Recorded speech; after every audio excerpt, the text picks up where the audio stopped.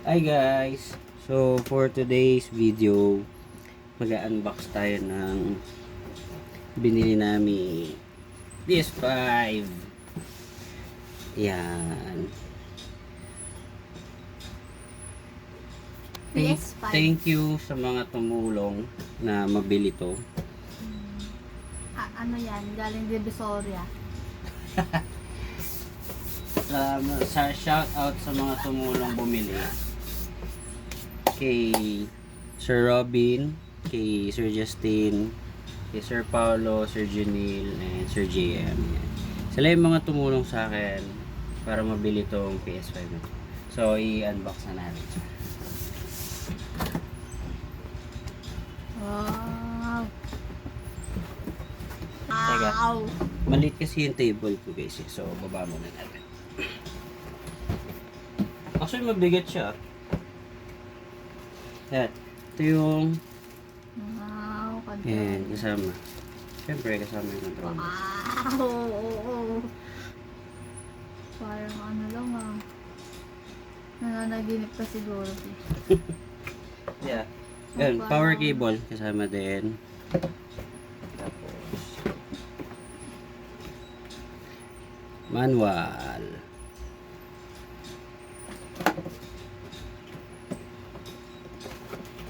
And ano to? Manual din ba to? Manual din. Ito pala ano to? Quick start guide. So, dalawa manual yun. Pares lang. Quick start guide kasama tsaka yung safety guide. Dalawa siya. Charger nung controller. USB-A to Type-C. And ito yung stand niya. Ito yung stand niya. Ba ito? Naikot ba ito? Naikot. Sorry. Di ako marunong na ito. Ayun! Doon pala sa stand, pag inikot mo siya, andun yung secret pocket niya para doon sa bolts. Okay, sige, mamaya natin ikabit. HDMI cable. Person yan, SD. Yan. Ito na siya. Wait lang.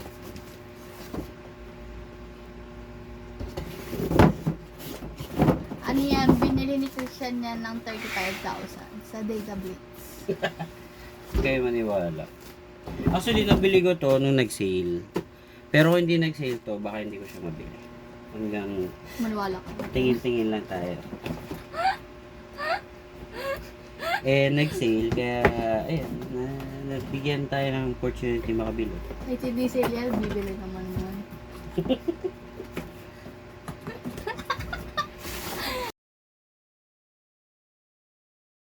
Ano siya? Ah! Actually, mabigat siya. Yes, wala nang tulog si Christian Cruz. Yan. So, ito yung mga inclusion niya.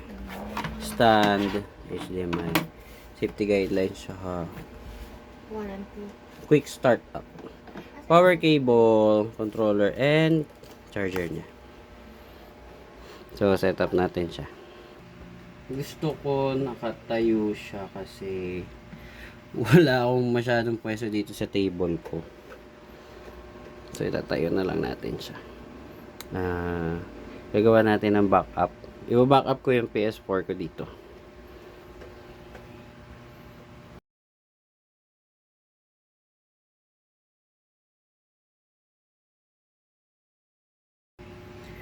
Yung tornilyo niya sa ilalim, meron pala siyang takip. So, ito, tatanggalin natin siya.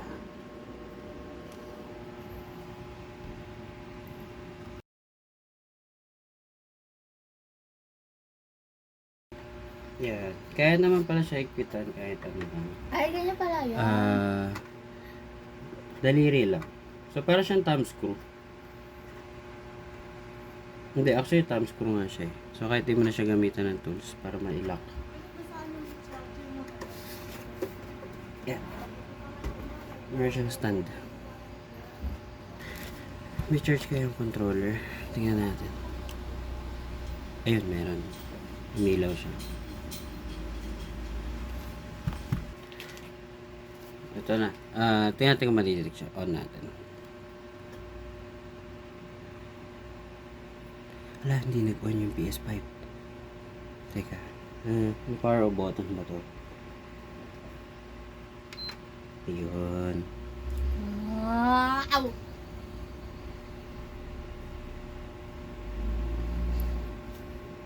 Papi, laki niya. Ayun na. Wow.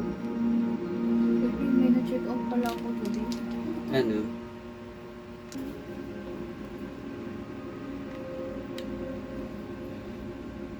Okay. Tapos on. Yeah. So, set up na natin siya.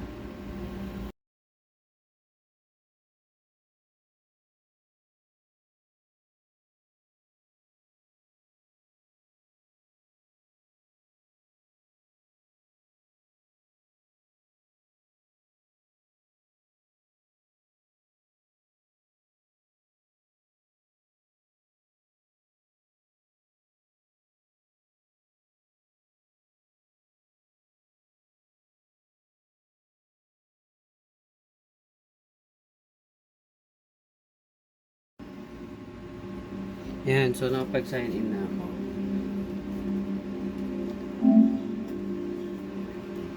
Tuloy na natin yung setup.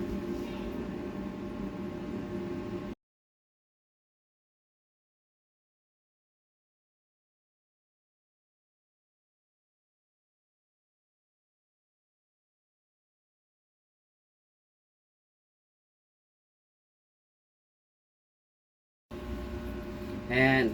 So, dito tayo guys sa transfer data from ano yata to? Pwede yata from PS4 to PS5. So, try natin pag-aaralan ko. Transfer data. Prepare for transfer. Searching for console. So, on natin yung PS4. Ay. Lumipat dun sa PS4. Na-detect niya.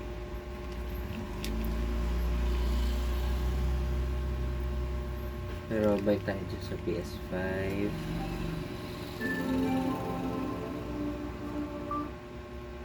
Tingnan natin kung madidetect mo.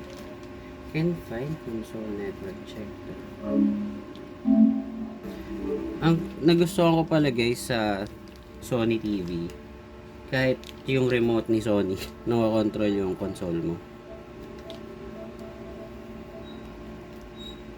Na-detect. Ayun. So, may tayo dito, na-detect na siya nung PS5. Medyo matagal lang pala. Ayan. Press.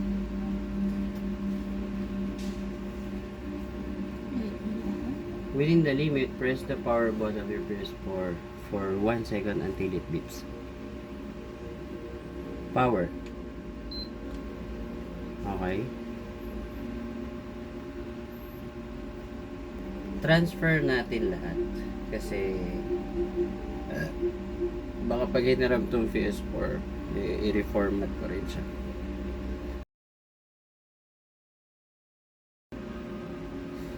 Grabe, ang laki ng PS5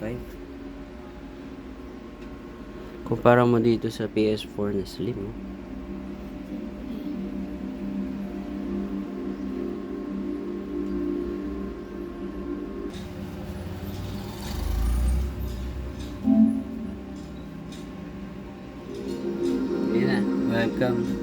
Welcome to PlayStation 5.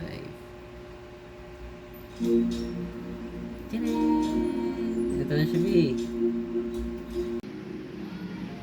Yan, so transferring na ako ng data from PS4 to PS5. At ano siya, 10 hours. So, hayaan naman natin siya na ganyan.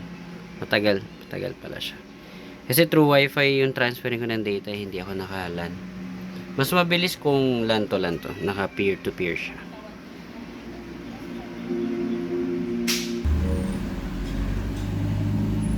So, yun lang guys. Thank you. Bye-bye.